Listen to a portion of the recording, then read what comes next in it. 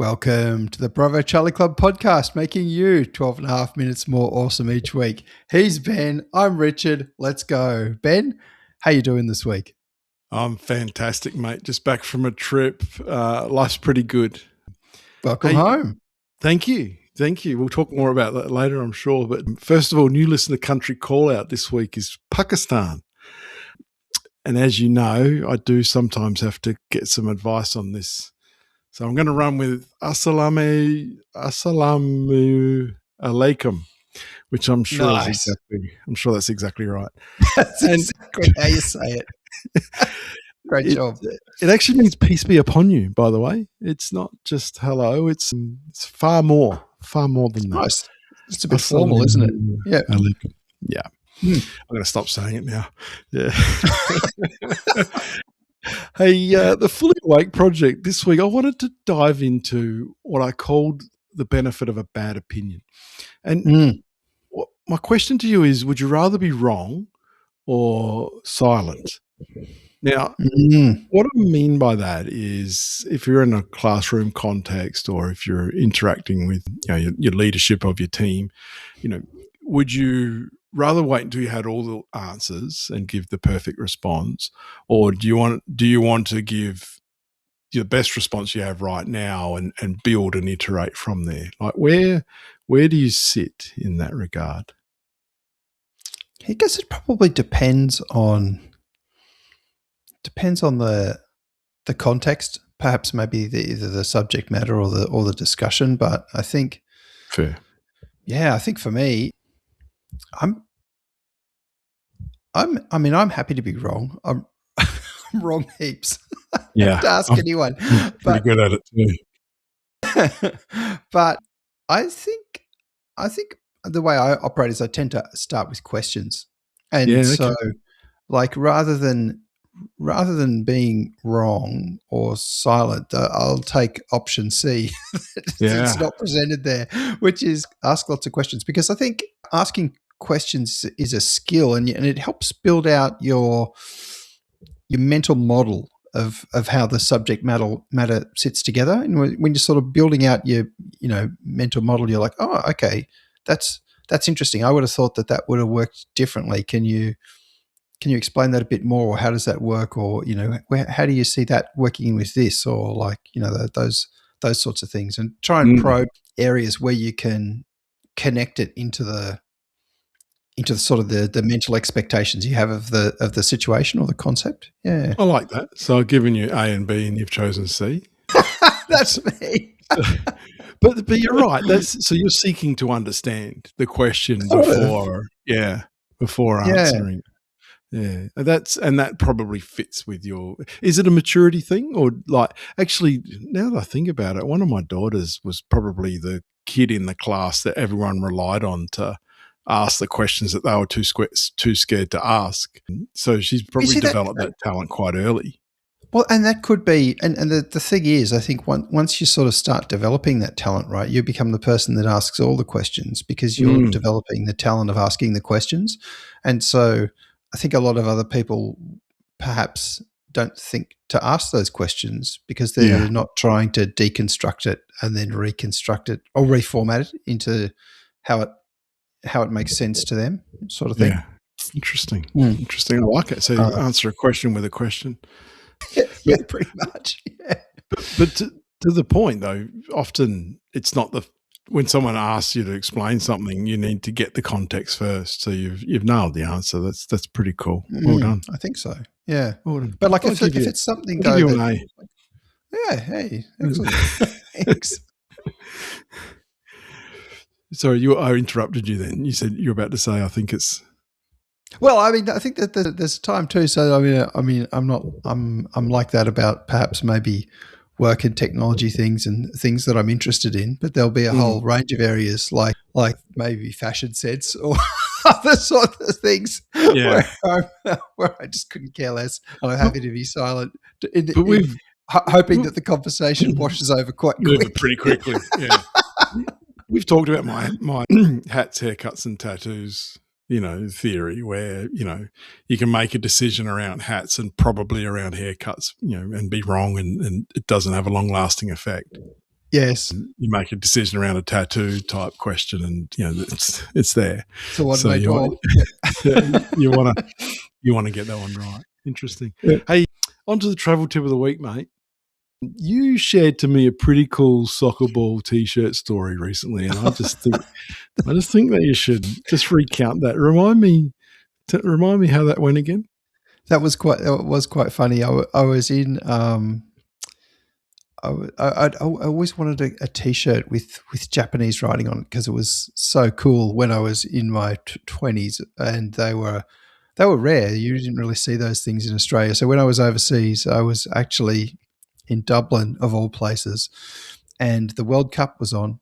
And so I walked past this T-shirt shop that just had all of these World Cup themed T-shirts, and I was just like, "That is so cool!" And I saw one with Japanese writing on it. It had a big soccer ball in the middle. It was kind of like a light maroni red, and the soccer ball was white. It was had a lot of punch, and loved the design, and got it. And then I think it was probably about 3 or 4 months later, after I'd been wearing this thing 5 days a week. Hey, look at my cool shirt with the Japanese writing on it. It's like there's someone I'm talking to says, "That's not Japanese, that's Chinese." I'm like, "Oh, okay, well, it's still cool, right?" And he's like, "Yeah, that one says dragon, that one says noodle, but it's upside down. That one says..." So it's just this shirt with random symbols laid out on it that probably the Western designer had pilfered from some character set somewhere and laid out around a soccer ball to make it look cool. So it's like I love it. totally nonsensical symbols I on love this it. shirt. Well, as you know, I've just returned from Japan, and the translations, the Japanese to English translations, are still hilarious even to today. Like, my favorite was on a vending machine that was called the No Sleep Shop, which just, I mean, it's factual, it's correct, it does operate 24/7, but but that is great. The No Sleep Shop. Could use many different translations, and they've run with that one. The one thing I noticed, though, expect precision in Japan.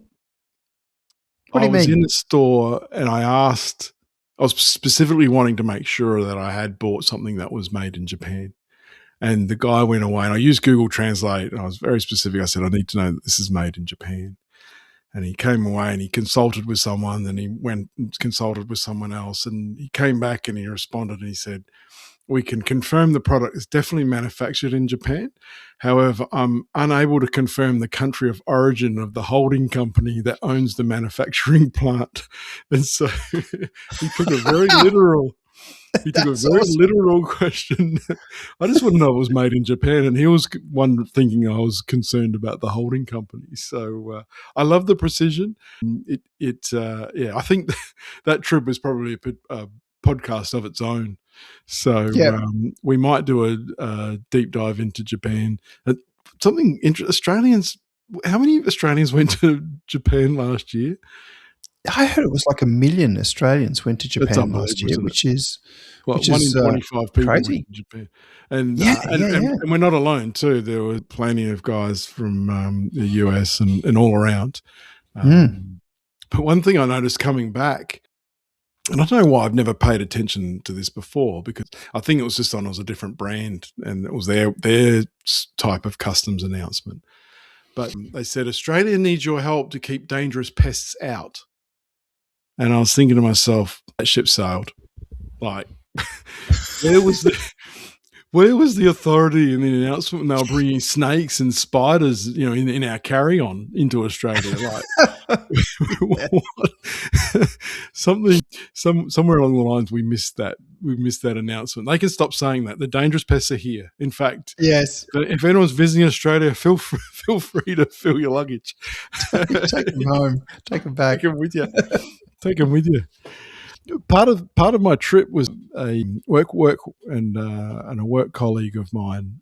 You remember our listener JG, who binge listened, I think, to like 40 plus episodes from the Netherlands in like a week or so. I took him one of the BCC mugs because I felt that he deserved that. Anyway, he gave us gifts in return. And so Oh, here for you, I have, this is I'm holding it up to the light. It's a ceramic KLM business class issued souvenir, which comes from the airline KLM, and they're individually numbered. Yours is number 14, and it's filled with liquor. So you oh, pop the chimney, fantastic. and You drink skull, from the chimney. I guess. So and I have been blessed with one as well. So when we're together next, we'll drink to listener JG. Thank you very much. Wonderful. Thanks, Very, JG. very, very kind. Yeah. Go on. You had some. Yeah, so I was going to say, you mentioned that you had a bucket list and a someday maybe list, and listener MG asks, what's the difference, Ben? Good question. So a bucket list is things that you just have to do, and you prioritize them. You plan holidays or give up jobs to do. A someday maybe list is sort of the next tier down. Didn't quite make the cut, or yeah, like it's important enough that you keep it front of mind, but if you don't get to it, it's not the end of the world. And the reason, and this isn't from me, I think this actually comes from Dave Allen's Getting Things Done list book. But the whole point of it is that you can only prioritize a certain number of things. And so my own bucket list only has 4 or 5 items on it. no.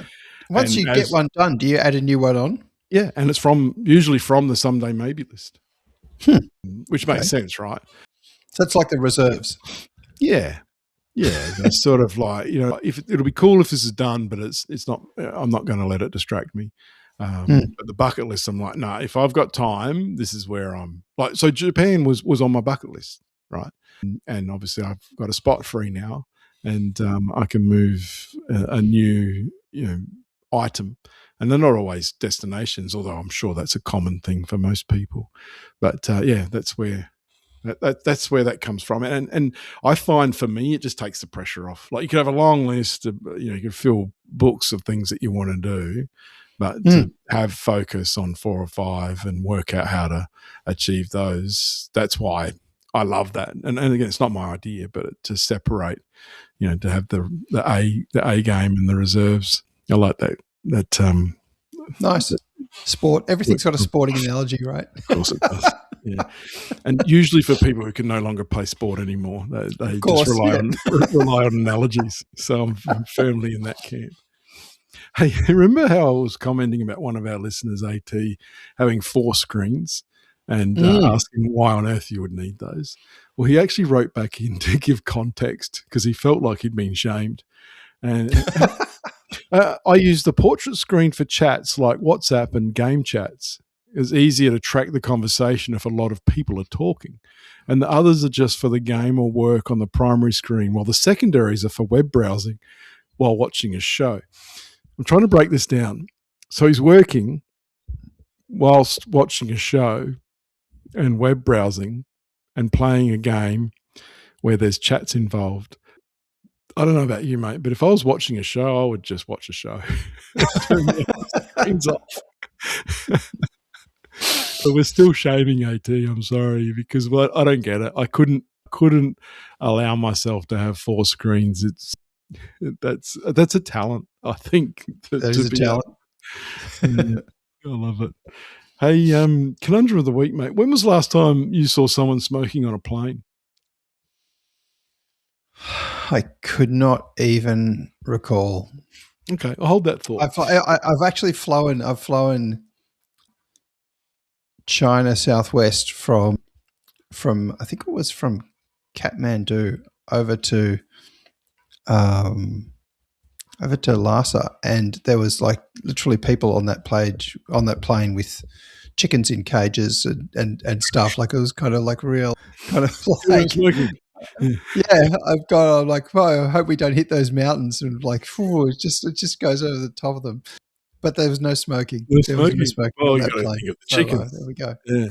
Yeah. So listeners are familiar with my desire to darken hotel rooms with black dots, right? Those yes. LED lights. I've got a new pet peeve. on an overnight flight, which is the one back from Japan, I noticed they dim the cabin lights. The only thing that you can see is a sea of no smoking lights. And I'm like, is that really necessary? Is someone just going to accidentally forget when you've turned out the lights that they're not allowed to smoke anymore? Like, I get the need for the cabin to have lighting for the staff to be able to move up and down or for you to go to the bathroom or whatever. But I was just sitting there, I was thinking, I just need bigger black dots. For everyone. Hand them out. Yeah, I suppose I could use an eye mask too, which well, there you go. That might be the ultimate black dot, right? But it made me laugh a little bit, and then when I couldn't get to sleep, it didn't make me laugh anymore. No, then you were grumpy and tired. Pretty much. That's it, Richard. Listeners have been BCC'd on our week. Slightly longer one this week, I've seen. To our listeners, thanks for joining in. We always love to hear from you, especially listen to AT justifying his number of screens. Get in touch through the links in the show notes as usual. In next week's show, we're going to ask, are there less volunteers in the world? See you next week. Bravo Charlie Club out. And that's the pod.